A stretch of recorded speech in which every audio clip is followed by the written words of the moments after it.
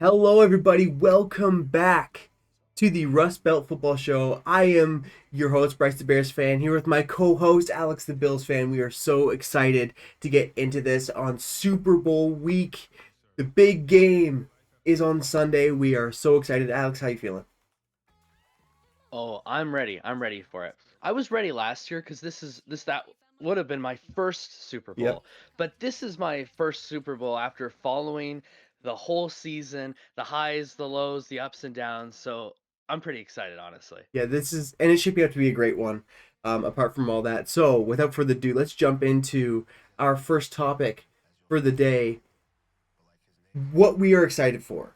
So we both took three things that we're really looking for. I know I sat down and I started writing down some thoughts and then I kept going and I kept going. I got a little carried away. So I'll let Yeah. you kick us off. What is the first thing that you are Okay. super excited to look for in this game? All right. So I have what I'm calling this one is the castle versus the fortress. Okay. Uh, I came up with fun names for all of the things I'm Okay. excited for. I'm excited to see how these two defenses, the Seattle defense and the Patriots defense, that have been fantastic all Right. season long, how they come and play at the Super Bowl and how they come to clash with one another, basically. How Drake May is going to deal with the Seattle defense, how Sam Darnold is going to deal with the Patriots defense. Is he going to be seeing ghosts again? And just I had some stats ready to go, Hit just me. because these two defenses have been impressive all season long. The Patriots have the ninth strongest passing defense, while Seattle has the 10th strongest. But then you get into the rushing defenses, and that's where these teams really excel. Seattle comes in at number three rushing, where Patriots come in at number six rushing. And then when it comes to scoring, these teams are even more impressive with Seattle at number one scoring defense and the Patriots at number four. So I think, honestly, seeing what these two defenses bring on Super Bowl Sunday is going to be really interesting for me. Absolutely. My big thing with that is those stats are so fascinating to me because the stats look great. But if you look at it, the Patriots had, I think we can all agree, if not the easiest, one of the three easiest schedules in all of football. And even in the Well, playoffs, they haven't really, like, the teams they played have not played well. And so, like, they've been good. They beat who they're supposed to beat. And I'm not taking that away from them. Don't want to take that away from them at all. It's just going to be very interesting to see that versus a team that has better numbers in every category that is in the NFC West. The NFC West of all divisions that had yeah, three teams the competing for the scariest number one division. seed. Three teams competing for the number one seed in the hardest conference. Like, that is craziness. I am so excited to see how this goes. Like, this idea of, like, the Pages have been doubted all year. Hand up, me among them. I love Drake May, but I've been doubting them. I've been saying I don't know, and I said I don't know about the Texans. They showed up, but I said I don't know about the Broncos, and they showed up. So they beat who they're supposed to beat. They're winning games. Can they do it again? Can they do it one more time to complete this insane Cinderella season? Yeah, can they manage to break past that O line that Seattle has and tackle Sam Darnold so that he starts seeing ghosts again? I don't know. They might be able to do it. And if the Patriots win the Super Bowl, that's going to be a part of the story, I imagine. And that's actually a perfect segue into my thing I'm looking forward to because the number one thing I'm not the number one thing. I have it in 3-1, like in order from 3-1. Um, One of the things I'm really looking forward to is Anthony Bradford. I know I've talked a lot about him, but Anthony Bradford versus this Patriots defensive line. You can make a case that Anthony Bradford is the worst player on the field for either team at any point. Um, it is painful to watch him play football sometimes. And to be clear, he is so much better at football than I will ever be. That's not what we're talking about here. He is the weakest link, right? He's the weakest link in the offensive line. He's the weakest link on the Seattle Seahawks. He's the weakest link on the field. The Patriots have had 2 weeks to game plan how to make that weakness as blatant and how to exploit it as much as possible. And Milton Williams and Christian Barmore are probably one of the two or three best interior defensive lineman duos in football. And so when you have that, like Nate Tice, Football 301, incredible podcast, says all the time, they have that natural answer of they have two guys that are absolute game wreckers that are on the inside already. I am very interested to see how the Patriots try and scheme that up and how Clint Kubiak, future Raiders head coach, and the Seahawks current offensive coordinator, how he game plans to stop that from happening. I am so excited just to see how that works. And it is going to be a blast. It's going to be an absolute chess match as they try and checkmate each other throughout the game. I think both strategies are going to evolve and change, and they're going to be going back and forth. I think it's going to be a battle. Seattle has the opportunity to do the funniest thing here, and have the Patriots spend all this time scheming to make up for this, and then they just bring in like their backup O lineman for the Super Bowl and There's go no, ha. I don't get me wrong. I have a hard time believing that whoever they have in reserve isn't. I have a hard time believing that the guy they have in reserve is worse than Anthony Bradford, but they haven't played him for a reason, right? Like there's there's some rationale that they have that has brought them to this place where Anthony Bradford has started for them all year. What that is, I don't Well, know, you've got but to imagine they probably don't have something substantially better if they haven't done the right. switcheroo. But I just don't I don't get it. All I know is that Seattle first round pick is almost guaranteed to be an offensive lineman. I don't see a world where they don't take a guard because that's just the best way to keep this window open because that's the only real weakness on your team right now. So I'm very for excited sure. to see that. What is your second thing you're looking forward to? Okay, the next thing I'm looking forward to this Super Bowl is the great rematch between Seattle and the Patriots Absolutely. because they faced each other about a decade ago, just over 10 years ago. It's now going to be 11 years in 2015 at the Super Bowl. And of course, in that Super Bowl, New England won. Yep. And so this will be In interesting crushing to fashion. see.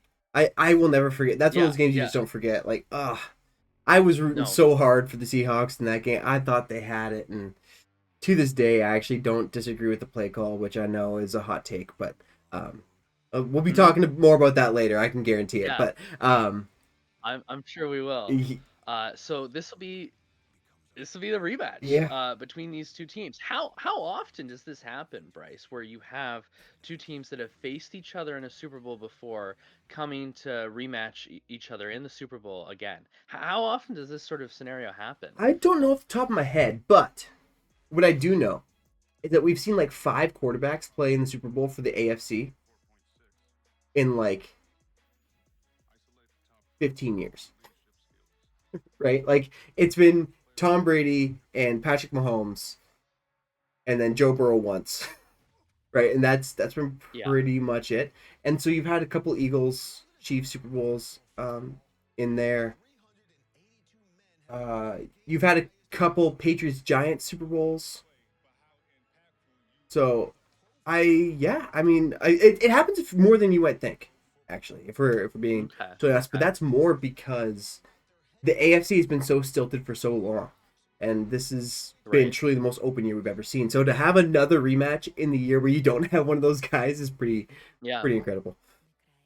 And of course, this rematch being a decade later, you've got completely different teams, Right. different coaches, different quarterbacks. So it is a rematch in some ways, and in other ways it isn't, but always fun nonetheless. So that's what my Absolutely. second point that I'm looking forward to. Yes, very good. I mean, I thought about that one. I was like, I feel we're gonna touch on it, so I didn't want to pick that one. Yeah, Um, Second thing I'm looking for Kenneth Walker's usage. Okay, yeah, a couple weeks ago now, I said Kenneth Walker was gonna have over 250 yards. I thought they've so clearly been like saving him and preserving him for something, right? And at first I thought it was the playoffs. So week one, I said, all right, this is it. But they still had Charbonnet, so I was like, okay, whatever. But then Charbonnet goes down with an ACL injury, take him out for the playoffs and a big chunk of next year. Okay, like, all right, so like next week, this is gonna be it. And that first drive, like I texted you, I was like, dude, it's gonna happen. Like I feel real good about this. And then George Holani took a huge chunk of the snap share. And I was like, oh no, like what is going on? And I'm saying it, beating a dead horse now, broken record. This has to be the game. If you've been Well, saving him for anything, if you have any reason to save him at all, it is for this game, for this moment right now. He is your most electric player in the backfield. Give him the rock. Like yeah. he can break any play. Give him the rock. Um, he's also a free agent. Like this could very well be his last game in a Seahawk uniform. And if if the taste that's left in everyone's mouth going away from this is that he wasn't used, that he wasn't on the field, like that just doesn't sit right with me as a fan of football. Like you should let a guy like that go out. I mean, I know the game is more important than any individual player's legacy or anything like that, but um, I am just very interested to see because I want him to have the game of his life. I have been a fan of his all the way back to Michigan State, and so I am really excited to see how they use it.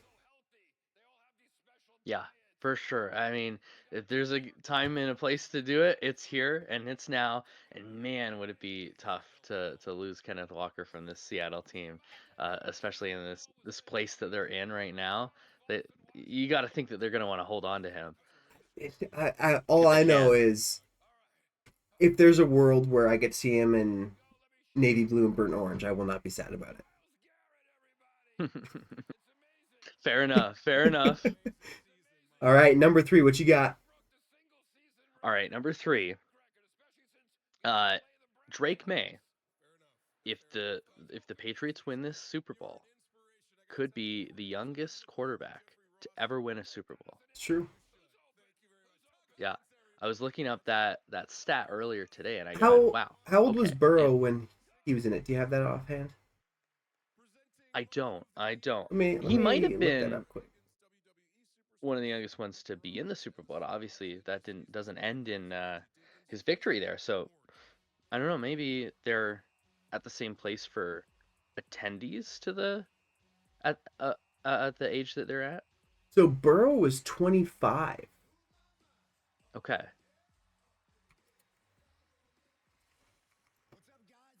and Drake May is currently 23. So yeah, he would be even younger than Burrow Yeah. was.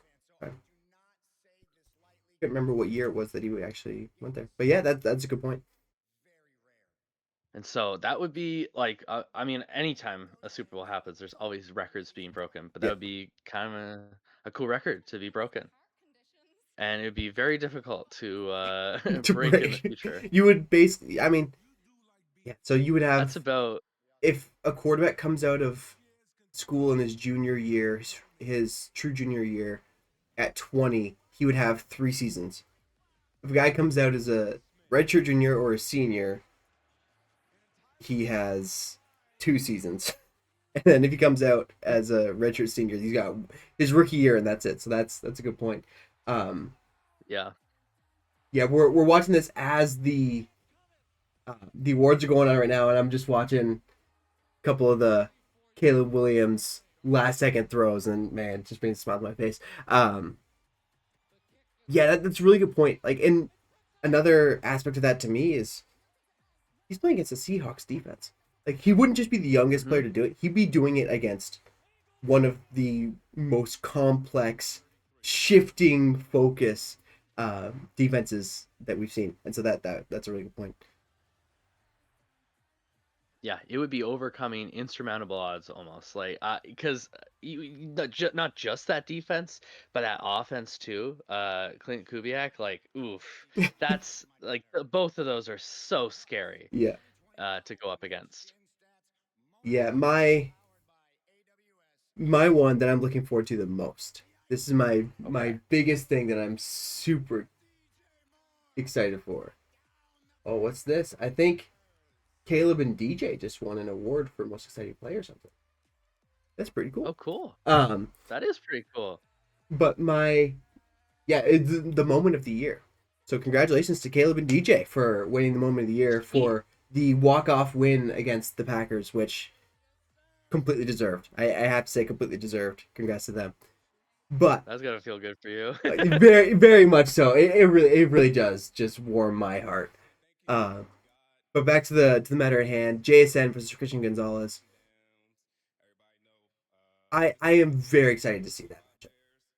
Jackson Smith and Jigba versus Christian Gonzalez. I did a lot of deep diving into the numbers, okay? Because I really wanted to get to the bottom of this because I thought, okay, that's got to be the matchup, right? Best receiver, best corner.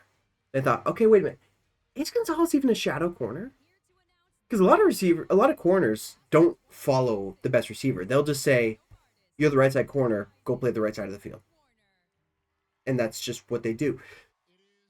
And when you look at the numbers, yeah, he's basically just a one side of the field corner. 81% of his coverage snaps all year were on the right hand side of the field. And I said, okay, well, dove a little deeper. I said, all right, 81%, that's a lot. Like, it's a huge chunk of your snaps. Then I found out that almost all of that 20, I think it's like 28-ish%, I think it had 1% of snaps in the slot or in the middle of the field. Um, Out of all of those, it was basically completely focused into 4 games. So he followed receivers for 4 games. First one was week 9 against the Falcons. And he had a 50-50 split, essentially, for right and left side of the field. And he was covering Drake London on every single one of those coverage snaps. So he was clearly following Drake London in that game. Now, if we look over to the next game, it is actually the very next week against the Buccaneers in week 10. And he has another game that's almost a 50-50 split. And in this game, Mike Evans was not playing. And I believe Chris Godwin was playing, but still very injured. And Gonzalez shadowed Emeka Egbuka, who was effectively their only receiving option. Um, Yeah. and so I was like, okay, I'm starting to see a little bit of a trend here. Week 12 against the Bengals, so 2 weeks after the game against the Buccaneers, Gonzalez plays about a third of his snaps on the left side as opposed to the right side. And he was shadowing T. Higgins. And then the other game, where he had a significant snap share on the left side of the field, was a weird one. It was actually week 15 against your Buffalo Bills. But That would be a weird one when I was looking, because I don't know who you'd want that to that's what shadow. that's actually exactly what I've written down. Like, yes, I was looking at, okay, he played a third of his snaps on the left side of the field, which is breaking a trend for him in every other game except for these 3 we just talked about. Why is he on the left side of the field? Because I think he was only targeted 3 times, and it was to 3 different receivers. So it doesn't seem like he was following somebody because I don't think there's anyone for him to shadow on Nope. on the Bills. Like, did they have him covering a tight end and he just never got targeted? I'm not sure. I didn't have time to go back and dig through all the film, but yeah, I just found that very very fascinating. I think maybe it was just a lot of man coverage because they just said, all right, we're just gonna man up all your receivers because we don't think anyone can beat us, and we're just gonna maul you. And there's a lot of motion maybe that pulled him to the left side.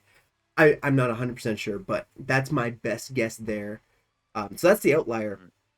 But when you look at the 3 guys that we just talked about him shadowing, you have T. Higgins, Emeka Egbuka, and Drake London.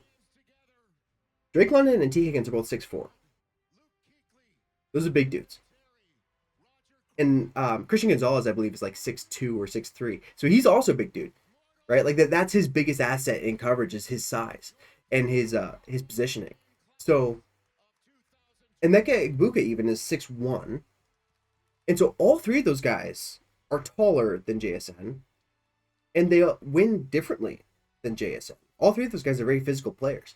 And so I'm very interested to see does he actually shadow Jackson Smith and Jigba? Because I kind of think you have to, personally, right? I Yeah. think you need to take that away. And that's part of the reason that I think that Kenneth Walker might go absolutely insane is because he is an absolute weapon in the passing game when he's used that way. Just not in pass protection. He's not great in pass Oh yeah. protection, but um, Oh yeah. when he's catching that ball, he can move, man. So I'm very interested to see that. So then I said, okay, Gonzalez sometimes shadows. What about Jason? Because I think he moves around, but I wanted to make sure. Sure enough, Jason basically is like 50-50 split. Which side of the field is on? He plays 56% on one side and about like 43 point something on the other side.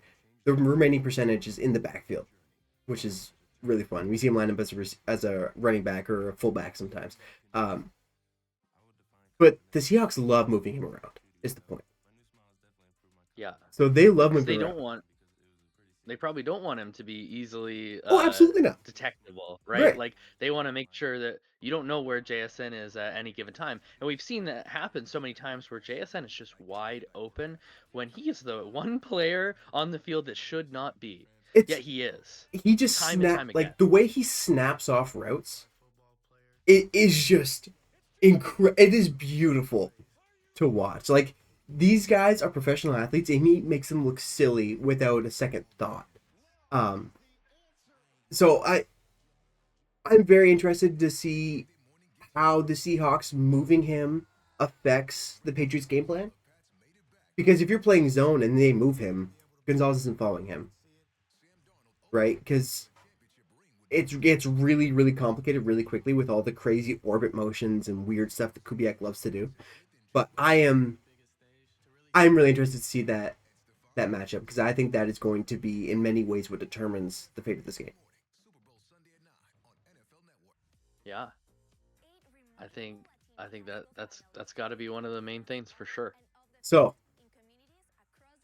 do you have any predictions you want to make? Other than I think that Seattle's got the clearest path to victory here.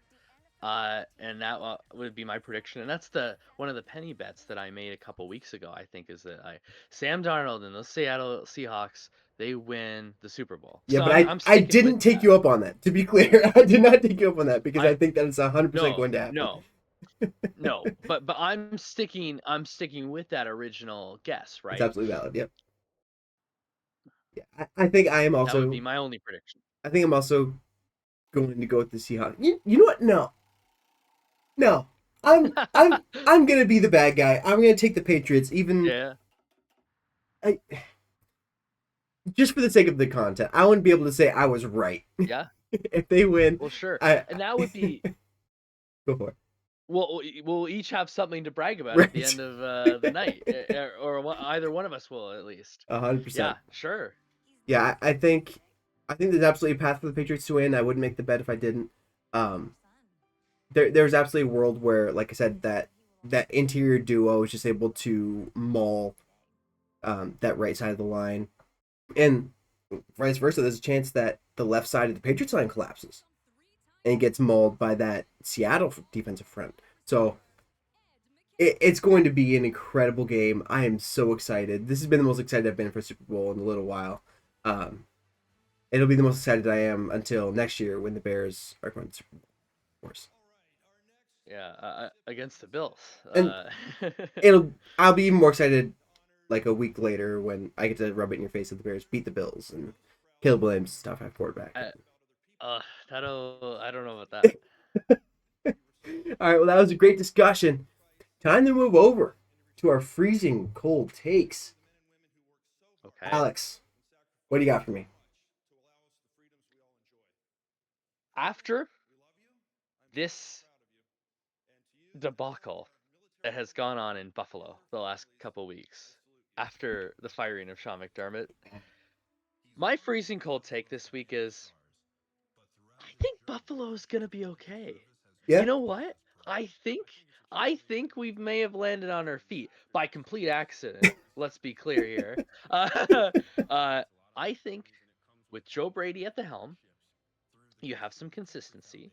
That's a holdover from the last couple years. Yep. He's been there as our offensive coordinator for about 3 years now. I think three Yes, I seasons. believe. I think Kendosa And started so, 3 years ago. Yeah. and so Joe Brady, he understands the offense. He knows Josh Allen very well. Josh Allen was very much in support of him taking on the head coaching position. And now they have gone and they have hired Jim Leonard from It's a huge get. Denver. It's a huge get. Huge, huge, totally unexpected that we were gonna land the assistant coach for Denver. Yeah. Also, somebody who's very defensive minded, who can make up for because McDermott obviously was our defensive minded guy, Yeah. and we lost him, so we needed to replace that, and we have. So this all kind of harkens back to the last couple weeks. We've had our coaching discussions, and now that things have become a little bit more cemented, I just wanted to bring those up again. But I think between Joe Brady and Jim Leonard, I think Buffalo is going to be okay. That's my one of my freezing cold takes for this week. I think that is a perfectly reasonable place to land. Um, the one thing that really concerns me is that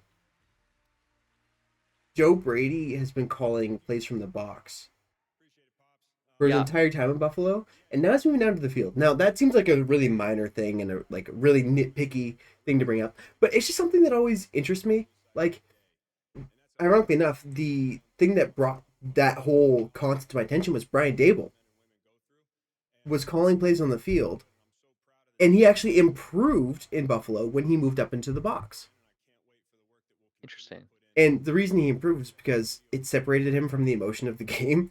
Actually, because if you know Uh, anything about watching Brian Dable, he gets fired up, man, and he is it's a true. It's hothead true. in every sense of the word. So, um, to be able to go up into the box and improve, it says something. I wonder because I don't know if Joe Brady's ever called plays from the field or not. So if he goes down and all of a sudden his play calling suffers because he doesn't have that bird's eye view, that would be very interesting. And just the extra responsibility as a whole, as a head coach, is very Yeah. difficult. And there are a lot of head Hmm. coaches that just don't hack it because they were great offensive Hmm. coordinators, but just all the extra responsibility, it doesn't work. Matt Nagy being a For great sure. example.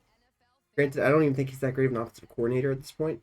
Um, but we saw what happened Yeah. in Kansas City. Like, there was just nothing happening there. That offense is stale. It's unimaginative, and that's why, like, looking back on it, I'm changing my grade on the Giants hire to like a B, probably Okay. with that. Like, going Yeah. from Munkin to Nagy is such a step down. It's such a step Yeah. down, and I'm a lot more concerned about That's Jackson fair. Dart's development. But That's fair. but that's That's not what we're fair. talking about. Okay, my first freezing cold take, and I can't believe I actually wrote this down, but I stand by it. A Taylor Swift halftime Okay. show would have been better than the one that we got. Yeah. I think Taylor Swift is a perfectly great artist. She's not my favorite, but like I'm I've got just I've got nothing wrong with Taylor Swift. I'm to the Yeah. point where I think everyone, especially in the football world, is so sick and tired of her.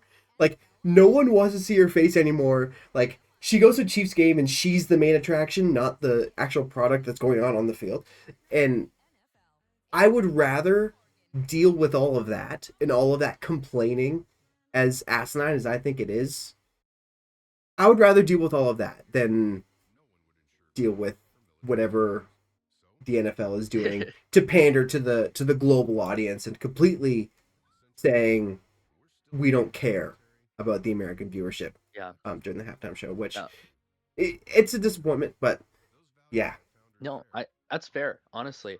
And to the point of Taylor Swift, I'm actually pretty shocked we have not gotten a Taylor Swift I halftime show, if I'm right. my Or wife, who is much more tapped into pop culture and that kind of thing, told me that she heard that Taylor Swift turned it down. okay, okay. So Because I'm just shocked that that's never happened because she is the biggest pop star on planet Earth right yeah, now. You would have thought that that would have happened at one of the biggest events in like pop culture, the Super Bowl halftime yeah, show. it's really weird because I don't know if it still is this way, but I know for a long time they didn't even pay you for the halftime show Oh no, really? Well, because I it's mean, yeah, such a all big that event. exposure, you don't Like even. you will. I Yeah, mean, she might be the only person that can say she doesn't get more exposure at the Super Bowl halftime show than she would get anywhere else, to be honest. true. Um, so if there's anyone that doesn't need it, it is probably her. But yeah, it's just the whole pandering to the global audience. I understand it.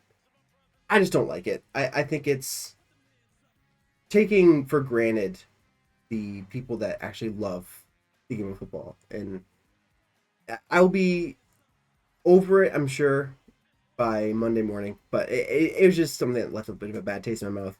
There are a lot of alternate shows to watch if you're interested in watching something that's being sung in English. There are a lot. There are a few alternate shows that have been popping up. So just give that a Google search if you're interested in that.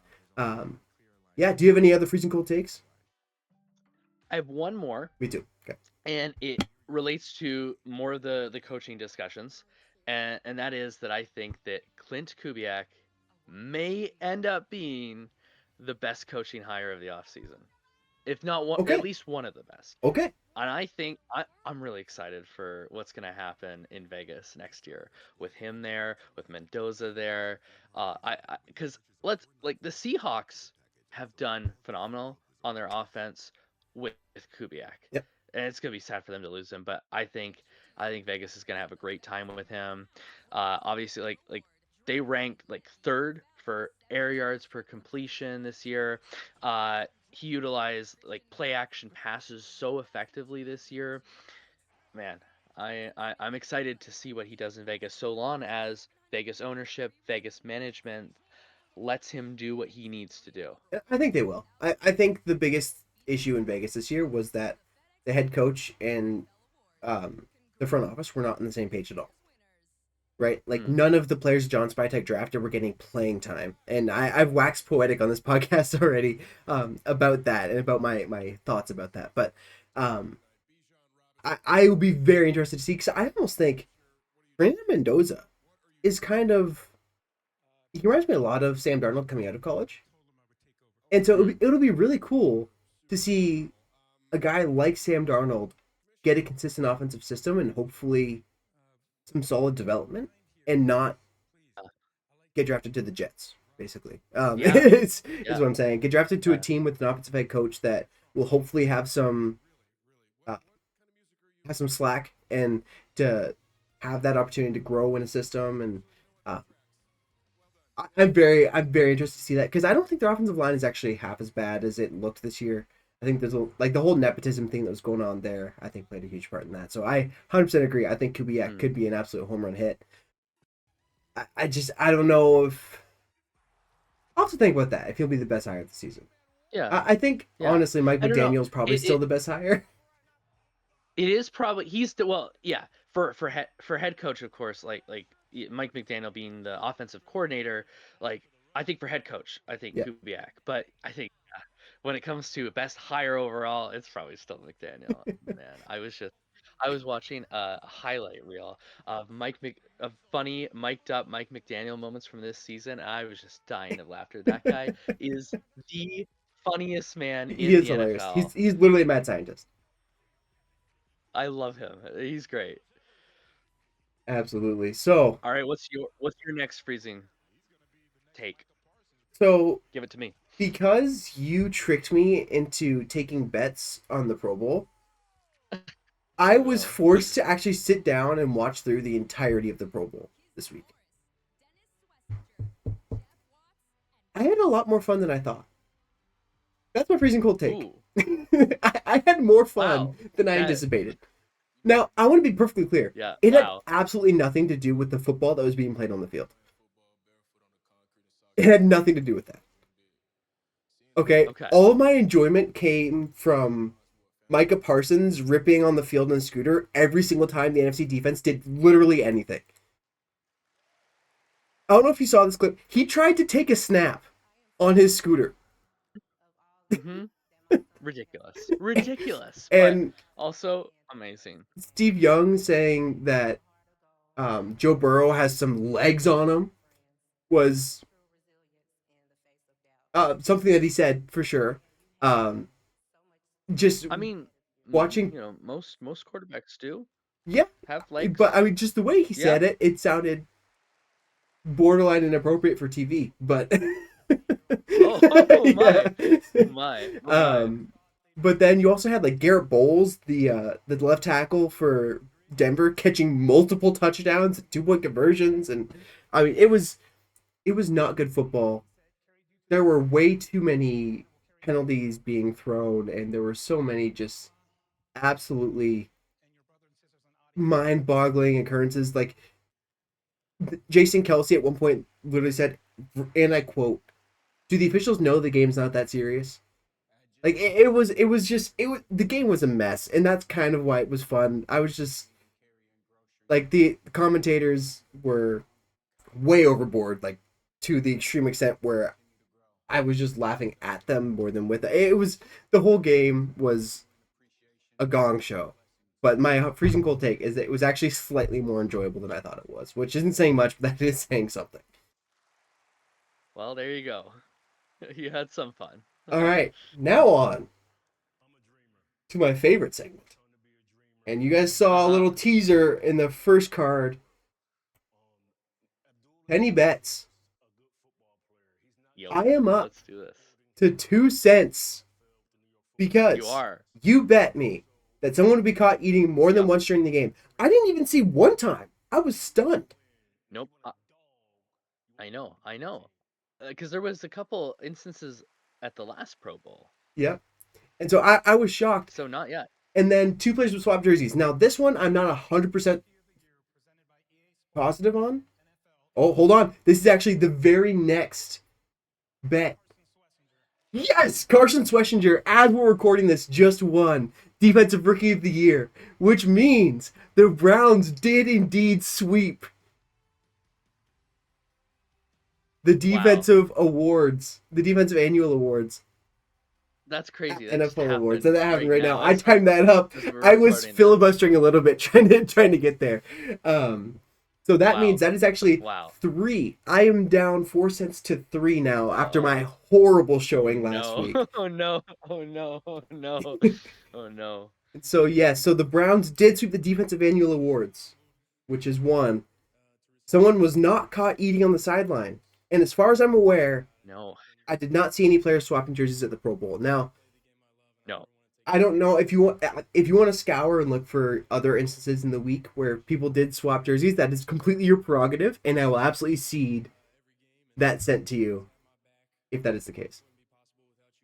No, I just meant for the Pro Bowl, the flag football game, and I looked into both of these things too. I looked them up and I tried to find if any instances of those things happened, and it looks like they didn't, and on either front. So yeah, those 2 cents are yours. Yeah, that's a tough beat, but I am glad. I took a gamble last week, taking some risky bets, and I really believed in them, but it didn't pan out. But now it's a lot easier to breathe.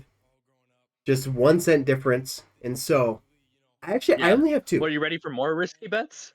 Oh, you're making some risky ones. Oh, I was playing a little bit Well, we'll safe, so see. We'll we'll have see. to We'll see see. here. I don't know. Okay. Give me your first bet. I have three. Okay. So the Oh, you have first three. one Okay. here, Okay.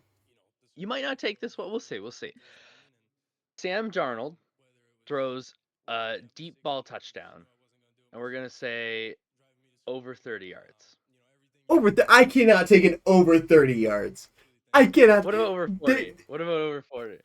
See, now we're talking a little bit. The thing is, Okay, I looked at okay, the are we the talking odds air here. yards or just passing yards? That's an important distinction. Uh, I I figured passing yards. Okay, so I can't take it simply because you have Kenneth Walker that can take a screen pass to the house at any given moment, Yeah, and you yeah. have Jackson Smith and Jigba who can get loose at any moment. So I don't think I can in good faith take Fair that bet. enough. Fair enough. Fair enough. Fair enough. I thought I'd try to get something. Trying Anyway. to sneak one by me there. Yeah, yeah. My first penny bet. I looked up the odds and they weren't like that like Yeah. tilted in my favor. I looked at it was over 30 yards. It would have been I think a 45% chance of happening in the game, and over 40 yards, then it reduces to anywhere between 25 and 35% chance. So I didn't want to be completely unfair, but I respect that. I respect it. Um, you know what we should do is we should put together a sheet of predictions and post it so that Mm. anyone that wants to play along with us can, and we'll have a good time with that. But Mm. um, Okay. my first penny bet is that Jackson Smith and Jigba will win Super Bowl MVP. Ooh. Oh man. I think that he probably will. So So my I'm argument going to Jigba. sway you into taking the bet Mhm. is that if Okay. Jackson Smith and Jigba is up to win it, it is very, very likely that Sam Darnold will actually be the one to win it. It's true. It's true.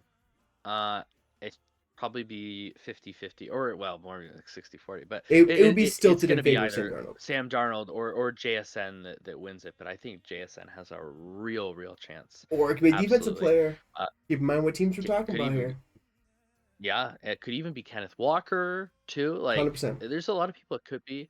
Obviously if the Patriots win the Super Bowl, then we're talking about Drake May or whoever, right? So If the Patriots win the Super all right. Bowl, I don't think it could be anyone but Drake May, to be honest with you. Okay. I do believe in Sam Darnold. I believe in the Sam Darnold renaissance, right? Of him reestablishing his careers. And I think really this is one of the greatest career comebacks in NFL history. I I mean, can't like I started looked into it a little bit to see because I'm new to Gino, football if this Gino kind has of, happened before. but Gino all of a sudden became bad again last year. So I don't know if we can count Gino in Yeah. greatest comebacks or not. So I do believe in Sam Darnold, and so for that reason, because I believe in the Sam Darnold renaissance, fine, I'll take the bet. I'll All take the right, bet. all right. To be clear, if you want to say no, I will absolutely respect it. No, I'll do it. I'll All do it. right, all right. So lock it in. JSN Super Bowl MVP. If he gets it, I get a cent. If he does not, if anyone else gets it, Alex goes up another cent. Now, what is your second penny bet? My second penny bet is probably a bad bet Oh boy. for me. For me, If it's too bad, but I will not take it. To be clear. but I think it'll be a fun one. So here's the bet: there will be a doink on a field goal or extra point attempt in this Super Bowl game. Ooh. Yeah. See, the fun thing about this one, is that if you said that you were betting that there wouldn't be, I would be very tempted to take you up on it. Like No, I'm I would be saying there very. will. I know Yeah, yeah, that that's yeah, just. yeah. Mm, I think I'll take it. like I. I'll take it on the Okay. grounds that Yeah. I would take it either way. So yeah, Yeah. I'll 100% take it. I think it's a fun one. I don't know if it'll actually happen. But if it does happen, I get to come back next week very happy. Okay, my second penny bet. There will be 7 or more sacks in this game. Okay.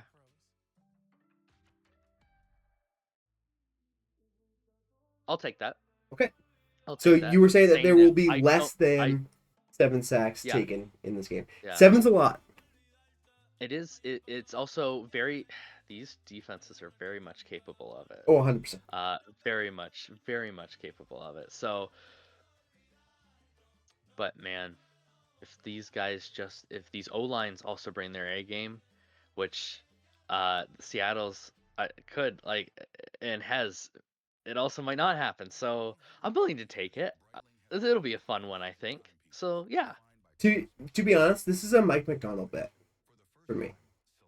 This yeah, is me saying Mike McDonald just had 2 weeks to prep for an average to slightly above average offensive line. I want to see what kind of crazy diabolical stuff he's going to come up with, and sure, I'm excited for it. I'm very excited for it. cool. All right, hit me with your Okay, last bet. here's the last one. And this harkens back to that original Patriots and Seahawks game. Okay. It is, I call it the 1 yard line trauma. Okay. Seattle will not pass the ball from the 1 yard line this time around.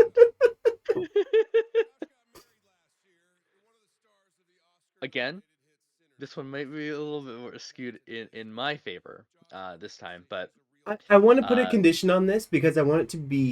I want it to be fun. Yeah, This only comes into effect if the Seahawks are on the 1 yard line. yeah, So if the yeah. Seahawks don't get, well, If let's they say let's never, say within the 3 yard line. okay, Yeah, is that fair? sure. Or within the 2 yard line. Well, let's Well, yeah, I think at 3 yard there you might might be a throw the pass ball. play Yeah, that's made there. Yeah, within the yeah. 2 yard line. So 2 yards or less. Hmm. If they never are in a 2 yards and 2 yards to the goal situation, the bet's off. No one knows anyone. Yeah, that's fair. That's fair. So But what then, happened but then in the what? 2015 What if game, they right? just Was try that and big brain it and say, "We know mm, you think we're gonna run the ball." uh yeah. Yeah. Well, right. But Russell Wilson threw that infamous interception to the Patriots uh on the Crazy one play. yard At the line time, way I back in thought for 2015. sure it was defensive pass interference. By the way, just completely Mm. bodied the tight end off his route. Yeah. So as a little homage to that 2015 Super Bowl, I decided to make that one of my penny bets for this 2026 Super Bowl. So if I'm taking the bet, I'm saying they will throw the ball. You're saying that they will throw the ball. Yeah. Does a shovel pass count? Yeah. A shuffle pass counts. Does a pitch count? No, okay, I can't do that. I can't honestly argue for that. I'll take it. I'll Okay. take it. I'm for the people. Yeah. And this very well might not even happen if they never end up on the 1 or 2 yard line. Because that could happen. Oh, it could Who absolutely knows? happen. I want to place a bet. This is completely off the top of my head because I just thought of this. Okay. Kenneth Walker will have more than 65% of the carries for the Seahawks.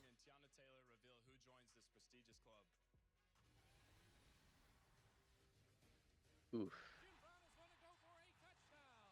He probably will though. Let me look up the numbers for you. Um, Okay. real quick.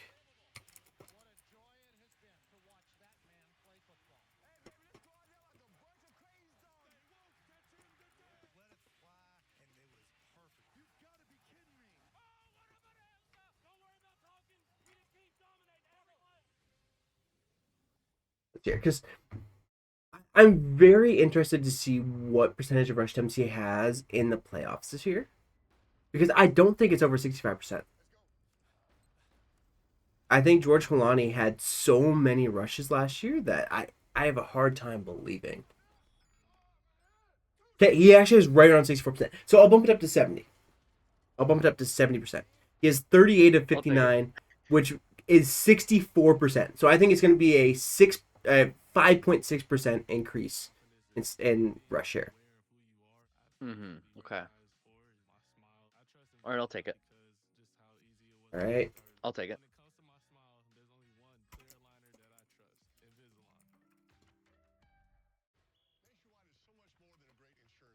More than 70% rush. Here. Okay. So we have Jackson Smith and Jigba will win Super Bowl MVP. There will be 7 or more sacks in the game. There will be a field goal doink or point after attempt, right? To be clear. Yeah, yeah.